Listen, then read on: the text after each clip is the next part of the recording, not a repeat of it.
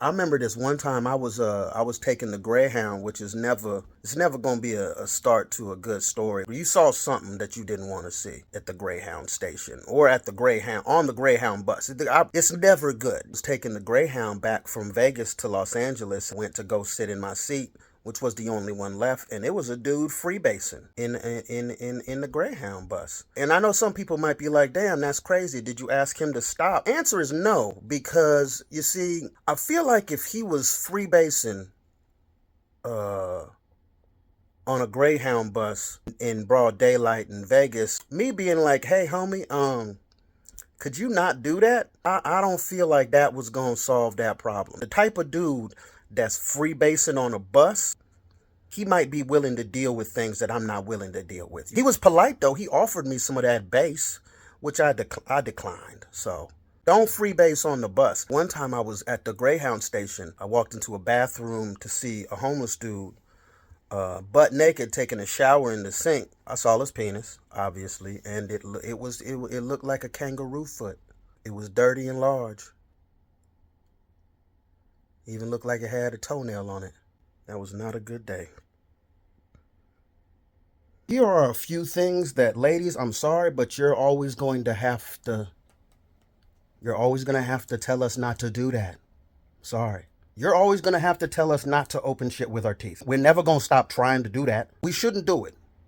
We shouldn't do it. You're going to always have to tell us to stop doing that. I'm sorry. You're probably always going to have to tell us to stop laughing at the child that fell down. I don't know why. I don't want the child to fall, but I kind of want the kid to fall. Probably always going to have to tell us to stop looking at that dog's balls. They're so big.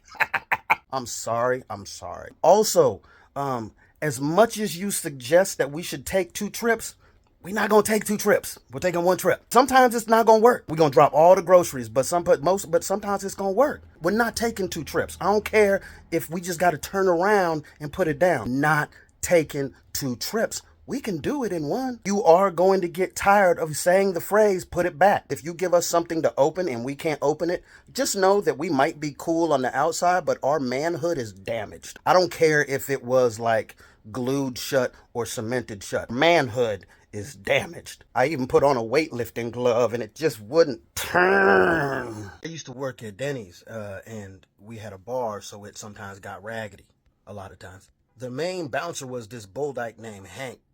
Real name Holly, but she preferred everybody to call her Hank, and I seen her knock dudes out, so I'm gonna call her Hank. At the time, I was a known squabbler. I'll make it clear though, I didn't like fighting. I hated fighting. I was a after fight crier for sure. Even if I won, I'm gonna cry when we done because of the emotions. Anyway, I remember this one night I was at the bar and I was in there drinking, after my shift. It's like 1:30 in the morning. I hear a ruckus outside in the dining area. Holly runs out there, or Hank, my bad. Next thing I hear is, Nate, Nate! I'm like, man. I go out there, I look to the side. It's this big-ass white dude just beating the brakes off this little-ass white dude. Had dude hemmed up in the corner. I was like, damn. So Hank's like, man, help me, Nate. So she goes after the big 6'9" white dude. I'm like, you do that. I grabbed the other dude and I had him like in the full Nelson and stuff, but he wasn't struggling. He was like, man, thank you, dog. Hank took dude around the corner and then I ain't see him no more. And then she came back. So I don't even know. Like big dude was outside somewhere and Hank, wasn't letting him come back. And little man was like, I don't know if he was paying or what, but their women's that they was with started to get into it. And I'm the only one there. I'm like, man, come on, y'all. I don't want to even do this. And I remember I got in between them and I pushed them both apart. And I was like, come on, this is a place of business. But I was laughing at the same time while saying this because what had happened is when I went to push them both away, I grabbed, it was an accident. It was an accident. But it was a happy accident. But no, I ain't even mean it like both of them. I grabbed like both of them right on the titties. And I didn't move. What am I supposed to, I'm supposed to move my hand now? I thought it was funny that I said, stop, this is a place of business while I had both hands on their titties. And they were still beefing at each other. It was just a funny situation. Look, I was lonely at the time, you know what I'm saying? And that accidental booby grip, that meant something to me. I did not squeeze. Okay, I did not squeeze. Both of them.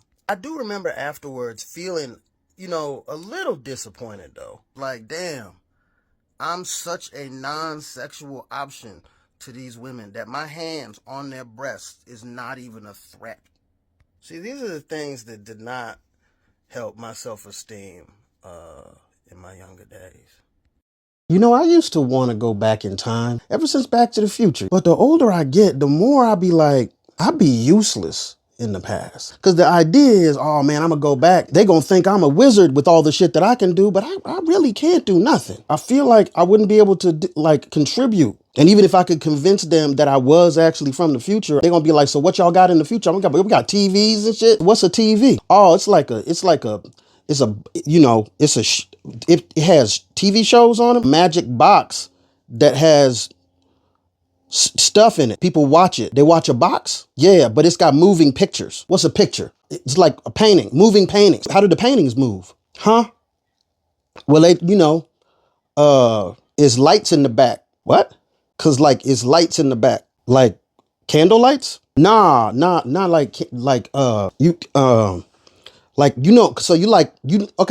what electricity is?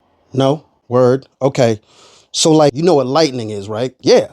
It's like lightning in the back. So you telling me this is lightning in the back of a box with moving paintings on it? When you say it like that, it don't, you know what I'm saying? Like it don't sound right. We take the energy from the lightning. How do you take lightning energy? We got dams. How do you get lightning energy from the dam? When you run, like you take how the fuck a TV work? Y'all got fire? I could show you how to do fire. You're not from the future, are you? I am, but I don't think it should have been me that came back.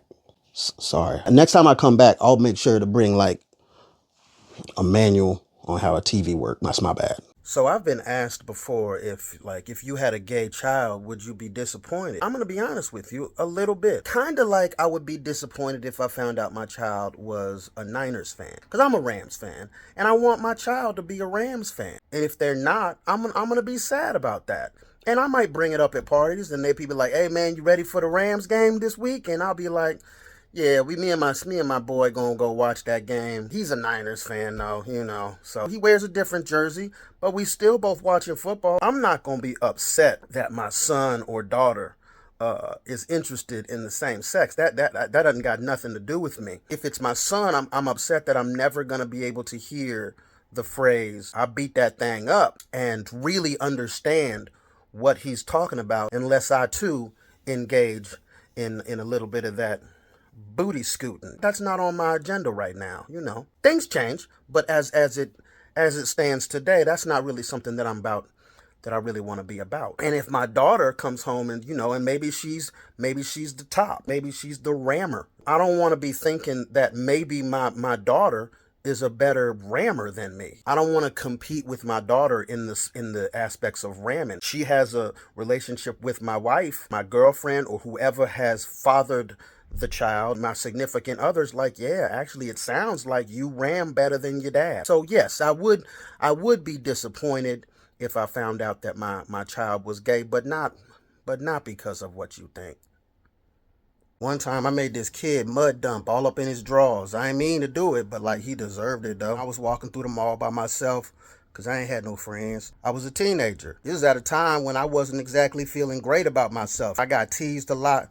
A lot of people said stuff that was raggedy and stuff. So I'm just walking and I see this lady and she walking with her kid probably about 5 or 6 years old. I can feel the kid staring at me. People stare at me all the time, so that's nothing, but he wasn't, the eyes was not diverting. He was just staring. It's kind of messed up, The moms was also staring. I was like, hey, hold up. Why you looking so hard? You not gonna tell your kid not to stare like that? I mean, that's cool, it's whatever, but you staring extra hard too. And she kept staring, and I was like, I don't like how y'all is looking at me right now. And they was looking all scared and stuff. I'm like, man, I know I look different, but I ain't scary. So I was like, if y'all gonna be scared, then y'all gonna be scared. So when they got right up on the side of me, I had to, I had my hoodie up. I was like, rah! And that kid doo-dooed on himself. Right there and then, you know what I'm saying? He let it loose, dropped it like luggage. I'm not talking about a little bit. I'm talking about all the Duke. It was coming down his legs and it was in his in his shoes and shit. And then I laughed, you know what I'm saying, because I thought that was funny. And then the mom gonna get mad at me, like, why you scare my son? Why your son doo-doo on himself? Why he did that, though? She was yelling at me. My day was a lot better after that, and I skipped away singing Doo-Doo Brown at the top of my lungs.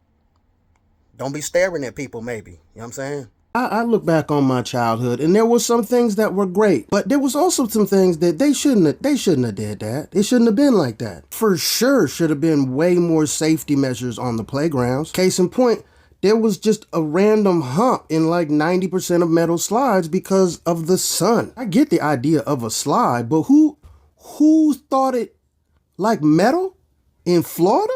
You know how much thigh meat I've left on metal slides, bruh? Just burnt off? What kind of play equipment do you have to worry about the right temperature? Because if it's too cold, somehow it still burns the back of your thigh meat the fuck off. It wasn't like it was easy to get up there, so it was just a straight uphill ladder made of metal. Whole slide, one piece. Disrespect. And it would get hot, and then it would warp the slide, and then there was this phantom hump in that bitch. You didn't really notice because it was gradual, which is honestly diabolical. That nature basically, like, over time built a ramp to launch kids, you know, off of is ridiculous. But that's exactly what happened. Slide would stay on that playground until the day that the weight of a kid, the angle of the slide, and the speed of the slide were just perfect to where a child flew too far off the hump, didn't come back down on the slide, and just landed flat on the ground. The slide would be gone the next day. Just gone. Sometimes they would just take part of the slide. They would take the slide part but just leave the ladder there. Sometimes they would just take the ladder and kids would walk up the slide, fall, and slide back down. That was their solution. We got some things right back in the day, but we could have done better at that. Y'all should have did better.